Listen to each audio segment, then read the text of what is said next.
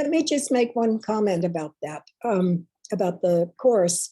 We had a chorus. I was invited with another lady named Claire Wahoftig from San Francisco, who put up a lot of money for this whole thing. We paid for our own trip, but she put up the money for the musicians and the singers. We had a group from South Carolina, very interesting people. It was a nice chorus from South Carolina. And then there was a chorus from Bulgaria, and a chorus in Israel, and we all got together, and that's what the chorus was. We all traveled in the same place in order to get from place to place. And the musicians who were in Bulgaria, which you just heard, they were Bulgarian. And then when we were in Israel, there were a whole new group of musicians. And so we had to rehearse with both group. And the chorus, right before the interview with me, the chorus that was the first time that everybody had gotten together.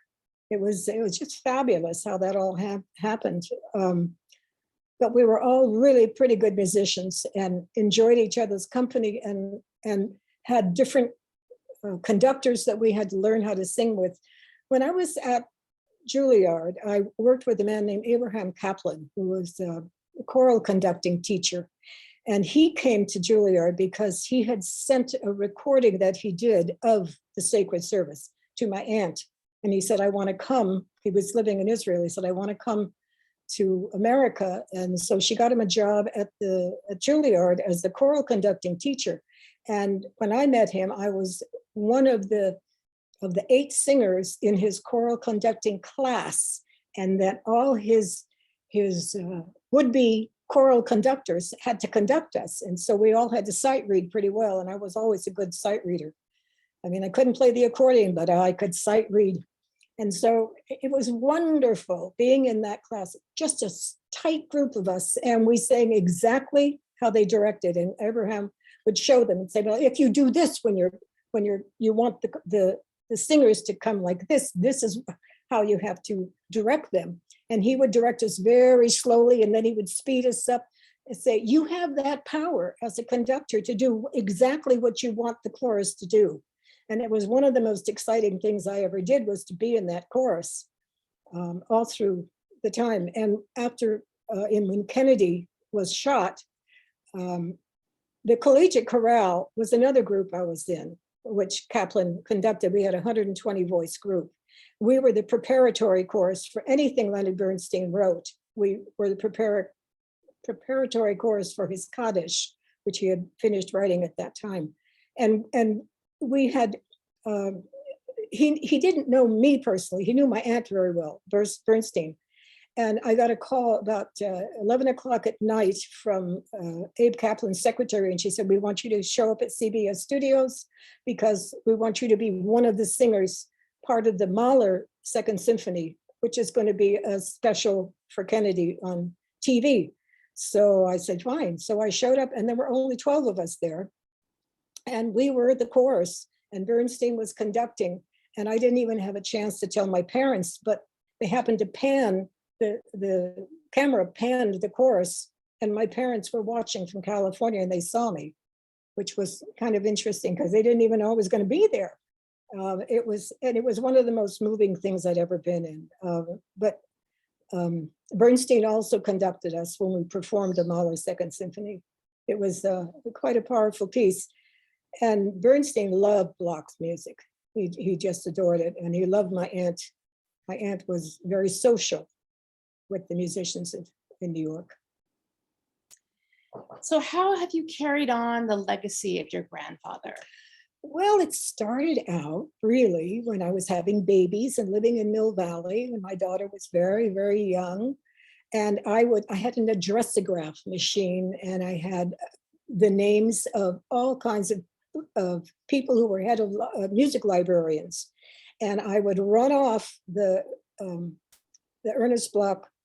We had a very small group, and my mother would put together this booklet, and we put it out once a year. She tried to get everything together, and she and my aunt would talk, what are they going to put in the bulletin this time? And I would type out a lot of letters that my mother didn't have time to type out, or I would addressograph, hundreds of these bulletins and take them down to the post office. And that's kind of when it started for me, and getting people interested. And most of the letters that we got back came to me in Mill Valley, and I would answer from music students who happened to find this little bulletin about Ernest Bloch and stuff that he had written, and anecdotes. And my mother was an artist, and she would have little drawings of various things happening that would go into the bulletin. She was also asked to do a mural at the Conservatory in San Francisco, and it was in the auditorium. And it's a beautiful mural, but when the Conservatory was moving to 50 Oak Street from Ortega, which is where the orphanage was, they didn't want that mural. And my mother had painted it on a surface that could easily be taken off the wall. And so now we have it, and it's their loss because it's one of the most beautiful modern murals about music. So, and you've probably attended many Ernest Bloch events throughout the United States and the world. You went to London and attended. Yes, in Cambridge, there was a symposium and all kinds of, yes, Alexander's nodding his head. There were all kinds of amazing musicians from all over the world there. And Dahlia Atlas was a woman who put out a lot of music for Bloch. She adored him. And it was quite a symposium. And I was also able to sing at that. I didn't sing Bloch, but I sang some songs at that as well. In fact, there are the Ernest Bloch handbells here in our town that my grandmother donated the money from Ernest Bloch funds that she had gotten royalties from, and bought an entire octave of handbells, which actually 3 octaves. It started out as 3 octaves. That's right. And a friend of mine who had a fairly large house, she now has a room dedicated to the bells. And we have performed each year, with the exception of when COVID came, we stopped performing and stopped rehearsing together. We had like 15 at that time. We had purchased with our very small amount that we charge people to come to the concerts. We saved up enough money to buy a whole set of chimes. We've played, when Lucienne was playing bells and my granddaughters were playing bells, we tried doing a couple of enfantines, which I didn't know how to arrange it for bells. So we just read it off the piano music, which was really hard. And it was a good try, but we called them the Ernest Bloch bells because they were paid for by royalties. And we had a set of bells that a young lady owned here locally, and they were stolen. But that's when I first learned how to play bells. And it's a wonderful way to show off different music. We now have arrangers, arrangements of all kinds of classical music that now the bells play when they get together. And locally, we've had your friend Roy Bogus. He Yes. has come up to our little town once a year for Maybe 15, 20 years. yeah, now. and he was actually a student of Bloch's when he was a young man in Berkeley. And so when he used to come up in the summers, he would always play a piece of Bloch for his. Yes, and he would bring up his quartet with him. They were all either first or second chairs in the San Francisco Symphony. And Roy, actually, his main job is playing piano for the ballet, San Francisco Ballet. And he also he's just an amazing man. When he would come up in the summer, and he does every year, he brought up the daughter of his cellist, who, and then Roy had arranged Shlomo for the quartet, plus the daughter playing cello, and we have a recording of that. I have a recording of that. It's quite amazing. It was beautifully done, and it was put on in our little town.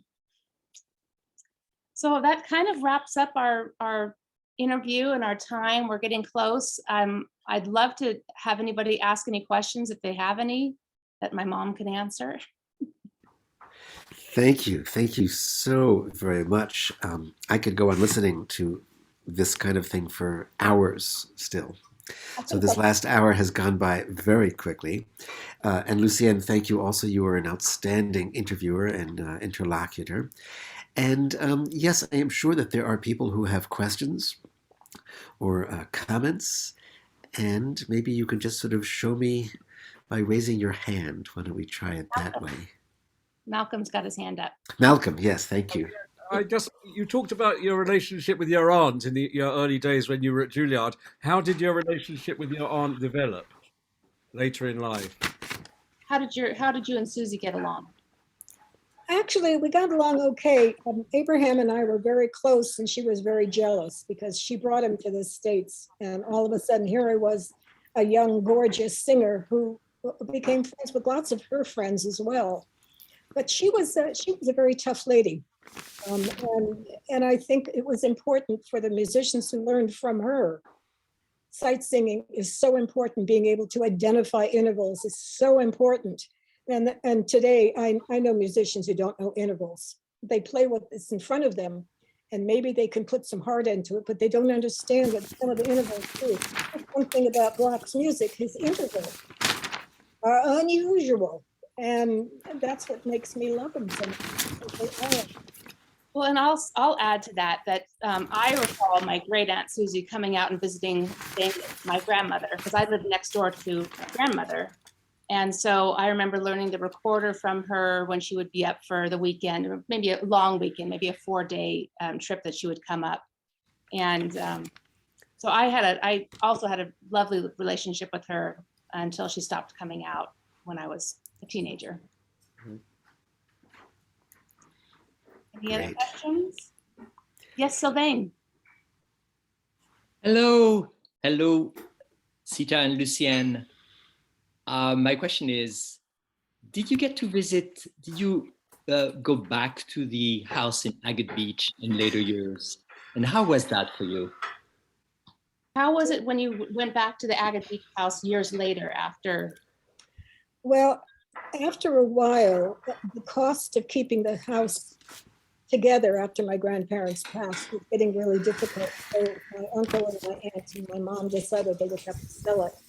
And they sold it to a group of Baptists.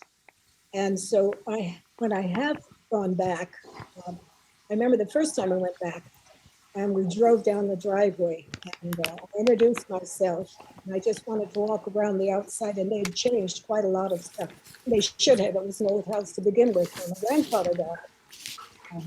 But it hadn't changed much. But the town of Agate Beach has now been eaten up by Newport, and Newport has beautiful motels that are pink and turquoise. That whole area on the coast just looks like a third world. I mean, it's not done quite, but then you have this little house, which is Agate Beach, and it's off the road, and it's not touched by all of that, but it's. Whenever we've gone back, which I've brought my children up there for events as well, we always go and see it. And then of course we've had with Frank in 2008, there was the dedication, and then there's been other events, but it's near the house, and we'll go by and walk past. Sometimes you can get up to the house, sometimes you feel like you're intruding. Right. Anybody else? I had an Agate Beach question myself.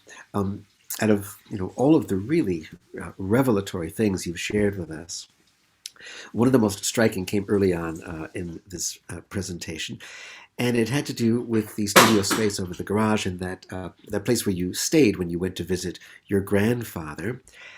You said that there was a room filled with books, and when you said that, I was sure you meant music books, philosophy books, history books, books on religion, but then you explained that these were joke books. Yes. And that really surprised me. So I guess my question is, are you absolutely sure that's what kind of books he had? Yes, we have some of the books. I used to read the jokes to my mom and dad. We just used to laugh. Grandfather loved jokes. He told jokes all the time. And he always smiled when he told them. A lot of them he told in French, so I didn't quite understand. But after a while, you get the gist of what he's saying. He had other history books, but he had a lot of joke books. He loved those. Great. Great. Frank, Yes, in the early part of your presentation, you ran some photos by us with that had no description, yes. and I wonder if you could you referenced Ada and Lillian, but I wasn't sure if one of them was in one of those pictures. Yeah, that was Lil at the end of the slideshow. That was Lil, who my mother had caretaken. This was towards around the time probably close to when you started caretaking her. Yeah, it was a couple of years before that. And I was about 13 in that photograph. And she had come up also. And that was the last time that she had visited my grandparents. She was quite an amazing woman. And at that time, Ada had passed away. Ada died, I believe, in the early 50s. And Lil was around until way past 61. Anyway, it was good to see that photo with Marguerite in the background working in the kitchen. Yeah. Because most of the photos I've seen of the house are pretty sterile. You know, there are no people. And so it was good to see like the drapes and stuff like that. But I was prompted because Sita, you mentioned smells. And you mentioned cigar, you mentioned flowers. Were there other smells about that place that? Well, the roses were so important because they were very, very vibrant. That smell of cabbage roses with the wet cypress. And I live now in an area that has a lot of cypress, and that brings back memories as well. But the pipe tobacco, I don't know what kind of pipe tobacco he used, but he had all his pipes laid out in this special little tray. And then he had the tobacco next to it. And so every time we walked through the studio to get into the back room where we stayed, there was that wonderful aroma of pipe tobacco. Fresh, not smoked, Right. which has a completely different smell. And of course, my grandmother's cooking, you couldn't get enough of it. She cooked with such flair, and the presentation was always beautiful. And I remember that even as a teenager, that it came to the table lovely. It was just beautiful. She took pride in everything she did. She was also a pianist in her own right, but I never heard her play. She could, make fun of my playing, but I never heard her play. I did want to comment about your mentioning, because I've never heard the story of the actual transfer of the property from the Bloch family to the Baptist, because we know that it's still owned by the Salem Baptist Church. But that's an interesting thing that you shared with us, because it's never been quite clear. I know that Marguerite died in 63.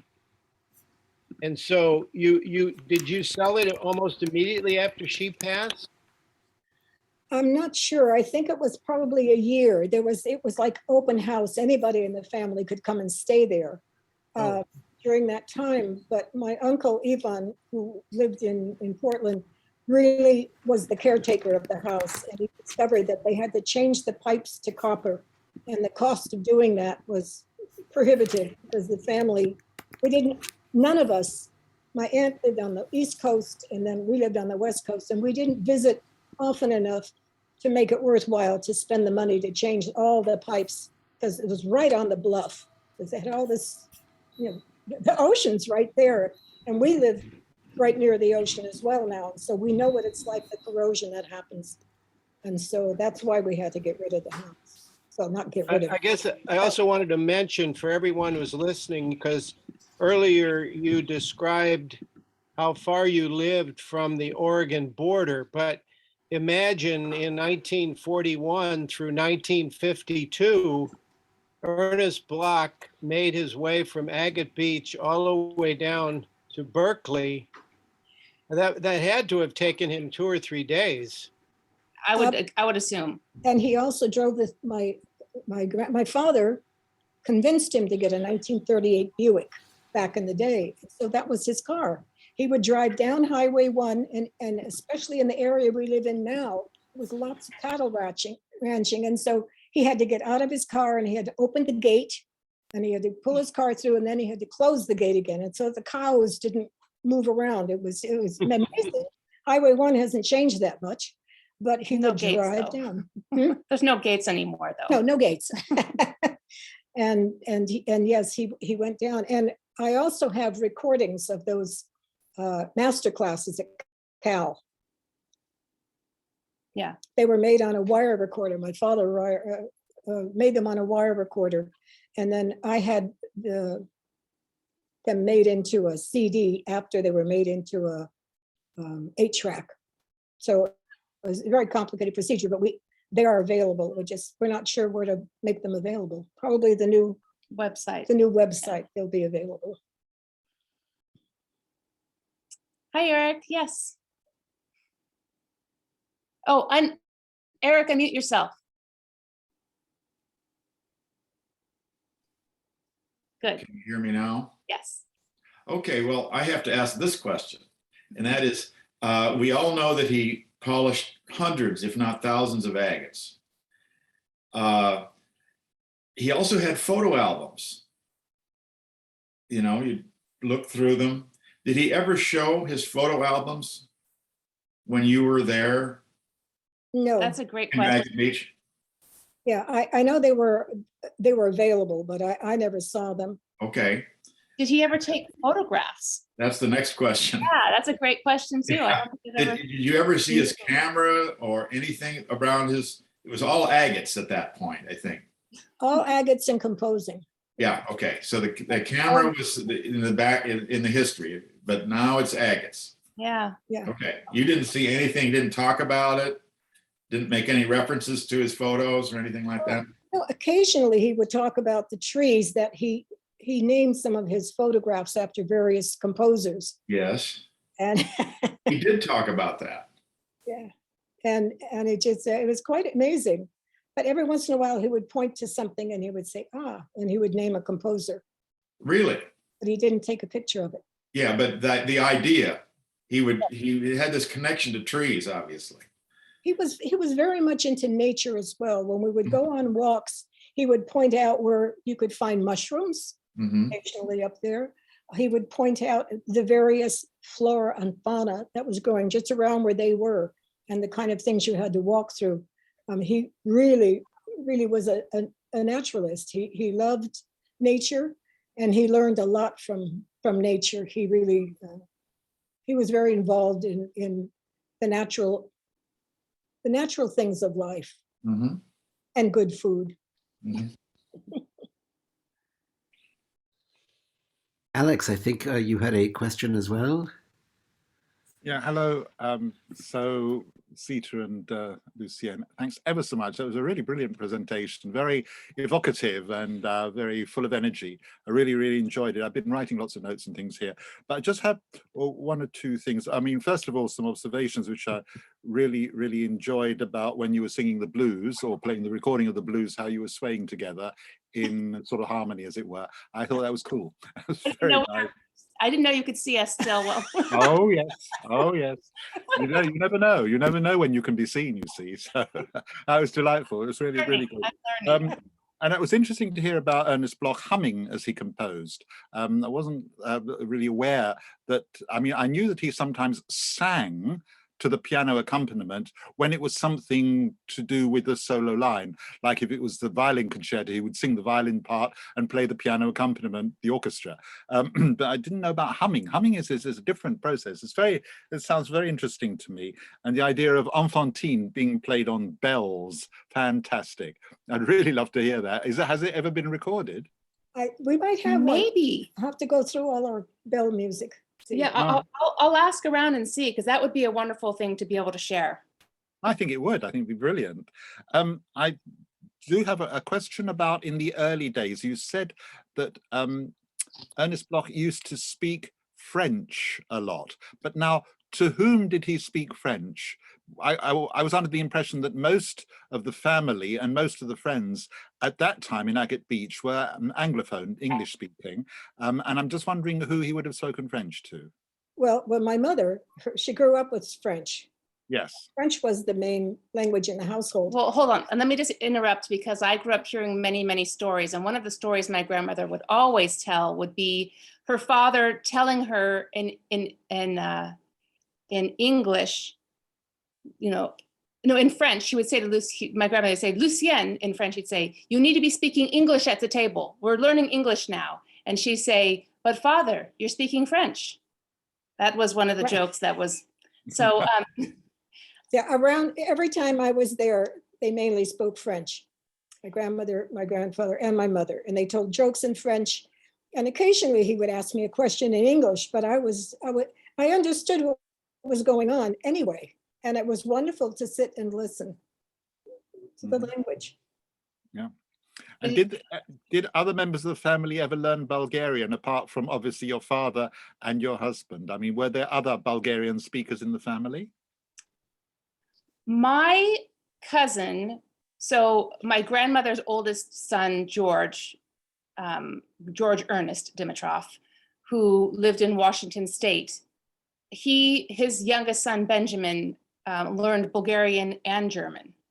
So he did speak Bulgarian, but I don't know that he spoke much very fluently. He learned German almost fluently, but Bulgarian was a little bit more difficult. And I think he just learned enough to be able to maybe have a little bit of a conversation with my father and my grandfather. But I have a cousin, one of the pictures that shows me, my mom, my dad, and this other gentleman standing, that was my father's brother. And he was a doctor in Los Angeles, and his son, Jimmy, is a retired Methodist minister in Canada. Jimmy spent a lot of time in Bulgaria, and he speaks Bulgarian fluently, as well as Russian and a lot of the other languages like that. And he enjoys Bloch through us, but he's the Bulgarian side. Yeah, yeah. Can I just ask one other thing? That was about just following up on Frank's point. There were a lot of really, really interesting family pictures near the beginning of your presentation. And it'd be really interesting to know who all of those people were, obviously very much in their youth, who might be easier to recognize from later photographs when they were adult. But I'm just wondering, who were they? Can I ask you that?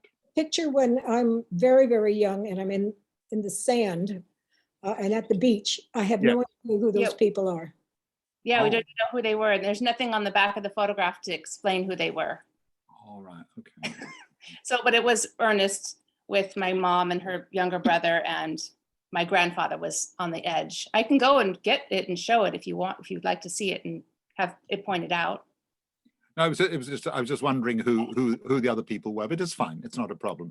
I just want to finish off by saying how lovely it was to see you, Sita, at the Cambridge conference, and we had a really good time. I remember it was great. So hope we'll meet again before too long. I hope so. And of course with Lucienne as well. Sylvain, unmute yourself. Oh, you're good. You're ready. Very quickly, 2 comments and 1 question.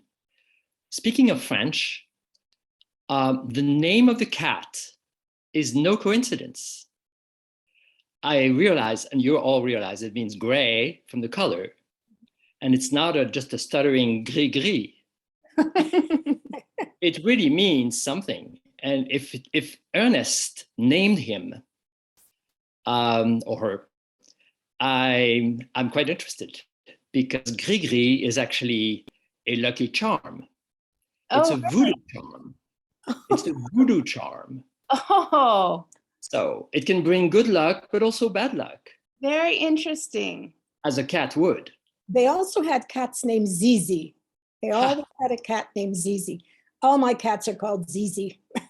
So well. do you know if your grandfather named Grigri or? He did. Okay, so it probably is a little, yeah. From his Swiss-French years. Yes, absolutely. Definitely. Well, thank you for that, because that's something. Sure. My mother wrote in the margins of your books, and quite amazing, quite amazing. Wonderful. About the Bulgarian side, I happen to have a new granddaughter who lives in California. She's 1, and her mother is Bulgarian. Oh, that's So, wonderful. so now we have some special ties from Bulgaria with you. Yes. And I have, Isn't that and finally, I have a question. I can't help remembering the very moving episode of your mother and your aunt coming together to dispose of your grandparents' ashes in the ocean. Do you remember that episode? Were you there? Were you around? I wasn't there, but I remember my mother talking about it, and my aunt, my brother's wife, Sue, and her daughter, Danila, and my mom and my aunt were all in Agate Beach, and they threw out the ashes into the ocean. And one little ash landed on my niece's finger, which my mother thought was such a beautiful thing to happen because the wind was blowing and she would look at it. She was a little tiny baby. So it was nice to have all those different ages who were part of that. Yeah. Yes, Thank you. you're welcome. Well, can you expound on that? Why did they drop his ashes into the ocean? No, I can't expound on that. Well, the story I was told was that so that wherever you were, if you were in the ocean with the, the ocean reaches all the oceans anywhere. So you could be at the ocean anywhere and you could give your reverence to him anywhere you were. So she'd be down where she lived. She could just go to the beach and she would be like going to his tombstone. So, and also her mother they did the same thing with her mother's ashes as well. So it's a beautiful thing, I think. Thank you. I didn't know that. Yeah.